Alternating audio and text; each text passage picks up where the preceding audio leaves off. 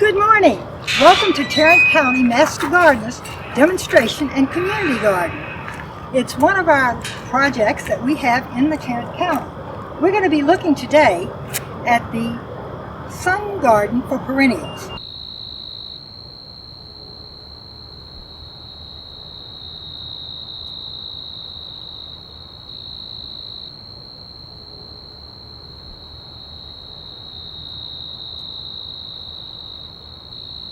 As you come in, you can see, first thing we have here is one of our native plants. It's our pink rock rose, and it is a native.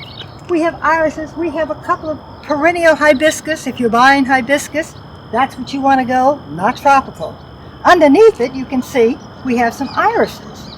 The good thing about this garden is no matter what time of the year you come, from February through November, there is something blooming. It'll probably be something different, but there'll always be something blooming. And then in the winter months, we have a lot of green to show you and a lot of mulch. The reason we chose these plants is for that reason. When we looked at it, we wanted something that was native or native adapted.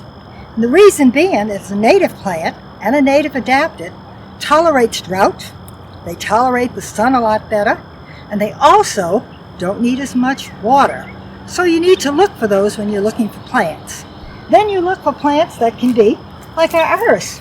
This was blooming, look gorgeous. Iris is there, look gorgeous. This was down. Now this is up, hiding the irises, but a beautiful plant.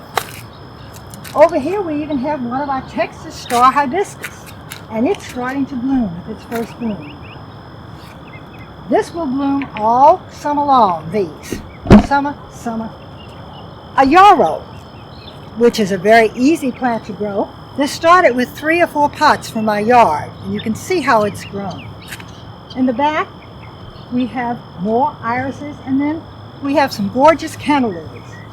They too go totally down in the fall, so you don't see them. And when you're taking plants down, you have to remember what their bloom period is. If you're going to transplant, say you want to take up some of these plants here, know the bloom period. If they bloom in the spring, you transplant in the fall. If they bloom in the fall, you transplant in the spring. If you have to take them up now, all right, don't put them in the yard. It's going to be very hard to keep these watered. This watering system only uses about an inch a week, and it's all you need.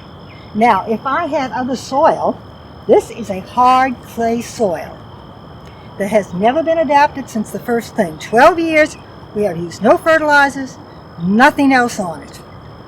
But if you're in a sandy soil, once a week is not going to get it. You're going to have to water lightly a couple of times a week to keep the soil moist. As we come into here, you can see the Mexican bush sage. This will start going down. This will be gorgeous. It will attract the butterflies, and it's a beautiful blue. And this will bloom into the fall as these are getting ready to lose their glow. Russian sage. We have a couple of different varieties. Again, know how big it's going to get. You want to buy a Russian sage, you get it in a little pot like this. You buy this little pot, look what it becomes. So when you buy your plant, look to see how tall it's going to be, how far it's going to spread. If it says it spreads 6 feet, take its word for it, it probably will spread 6 feet. This is sun. You could probably plant this in the shade. Would you get much? Not too much. That's the other thing you look at when you're buying plants. What does your yard look like? What kind of soil? Do you have sandy? Do you have clay? What kind of light do you have? How much sunlight do you get? I can plant my daffodils under an oak tree because the daffodils come up before the oak tree does, so I'll have no problems. This is a salvia. This comes up. Again, you can see how this spread. This came up from 3 or 4 pots, and I have taken it down and transplanted a lot for the last couple of years, and yet it still spreads. So know what you're getting when you buy it. Turk's cap in the back. It's going to be great for the butterflies. Have all these beautiful red. You can get it red, white, or pink. Don't try to dig it up. unless you're really feeling strong, because I've never seen a plant with such deep roots. And as we walk down, you can see the variety. This will stay up until late fall. When do I cut these back? There is no set time for cutting plants back. It depends on the plant. My irises will stay up. My hibiscus, all the way to the ground when they start going down. My beautiful cannas. If I know there's a freeze coming, I get out my hedge trimmers and down they go. The same thing with this. These blooms are gorgeous. Maybe in 2 weeks this will look terrible. I'll take my hedge trimmers and just go over the whole top of it, and that way it'll help it to rebloom for me. As we go in further, we find our best plant for the butterflies. It's the mist flower, Greg's mist flower. This plant can attract more butterflies than any plant we have in the garden, and it gives a nice look.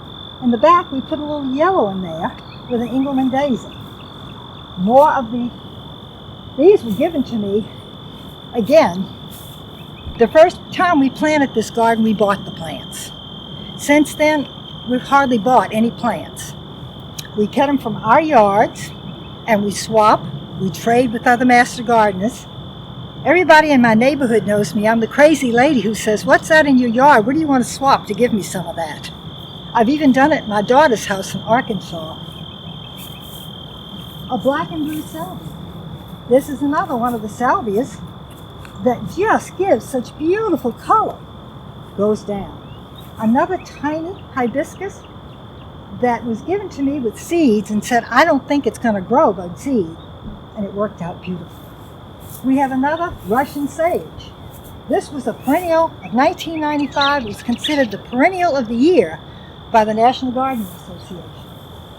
The coneflowers. You can't think of another thing that is so Texas, and yet I've seen them as far as Canada, blooming beautiful. They go up, they go down. The mistake most people make with coneflowers is when they start looking like they're ready to go down, and they start getting just these little blossoms on the side, people will trim off the tops. Not a good idea.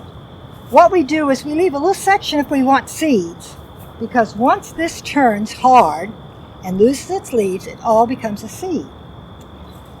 That will be seeds. Then I'll take my hedge trimmers and go all the way down to my new basal growth, because it'll give me a second bloom in another month or two.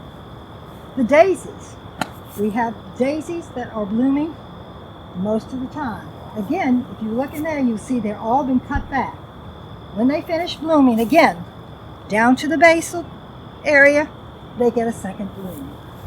Lambsia, another, on the other side, another very easy plant to grow, one that stays up all year. It'll have your color from the time you put it in February to you take it down. We have another rock rose. This is not the native, it is the white. Grows like crazy. No problem. It's a native adapted. It will set you off a lot of babies. If you want to swap with your neighbors and they want this, you can dig up a whole lot of these. Everybody will want to swap with you. This is one of our fall blooms. And it has this wonderful, absolutely wonderful aroma to it. And it will grow, start now with green, it'll bloom into the fall, and then it's gone. More daisies, more coneflowers. At the back there, the blue and the white, which we're getting ready to cut back soon, is the Henry Dewelbird and his wife, Augusta.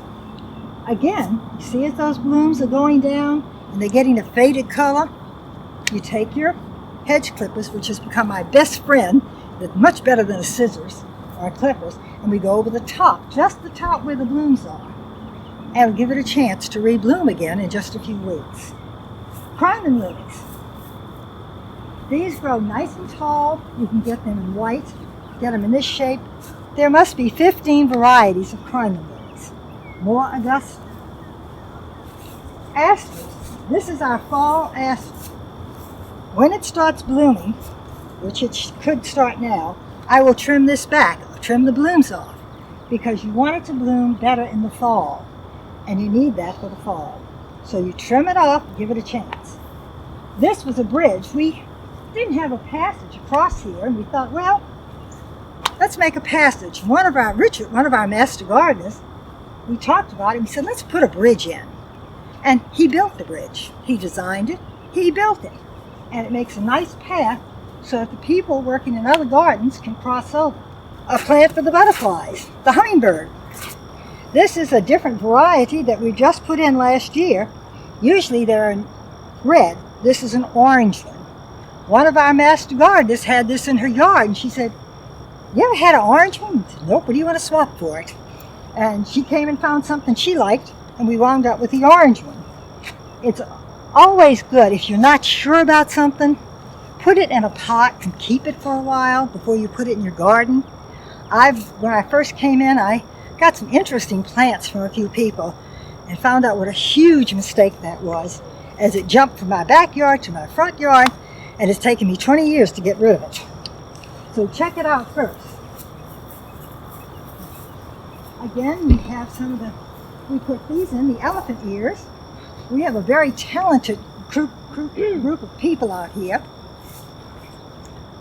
We have a talented group of people out here that do all kinds of crafts and things. They take these elephant ears and they have made designs with them.